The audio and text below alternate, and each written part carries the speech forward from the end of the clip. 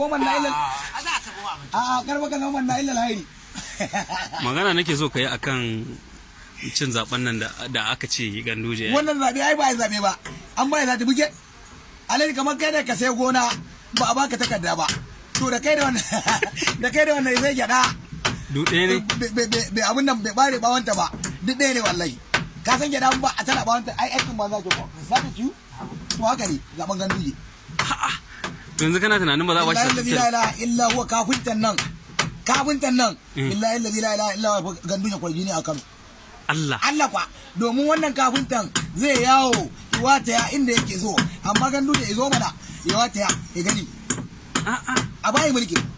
kai yanzu ni yanzu yana da aka aura man matar da ba ta son sa in ya hauta ya ce ka hau uwarka na rabin Allah yana hawanta ina taba ta ce ka taba uwarka na rabin Allah to ina aure anan a ba magana aure shi wato amarya ce ta ce ba ta sai sun aure sun ma auren ki ya ma auren ki Allah shi can mun so muke yanzu ya aura ma matar da ba ta son ka da a baka naira 500 wanne ya bi gaskiya gwamnati 500 nan tafi ba kwanciyar hankali da aura ma matar da ba ta son ka da a baka 500 wanne ya fi kwanciyar hankali na rage Allah gara kaman 500 Allah alquran gara kaman 500 an zo an aura ma matar da ba ta son ka idan ka taba ta ce ka taba uwarka me rayuwa anan bai da amfani alaji bai da amfani to billahi la ilaha illa huwa ko a baya abba kujeransa ko kuma a ga ba daidai ba kana tunanin wani abu zai iya faruwa billahi ya ma faru inna allaha la yazlimu misqala zarra Allah baya zalunci haramun ne fir'auna ya ce zai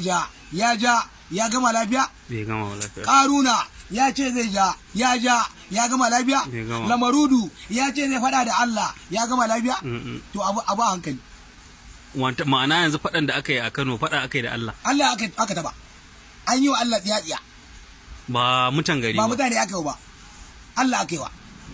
kuma Allah yana sani Allah ba barin zalunci kamar ni ne da lamar matata da yunwa alƙali ce ya baka ci ne ta nace ni ma ba na koyi yake to ka tubura ubanka ko abincin nan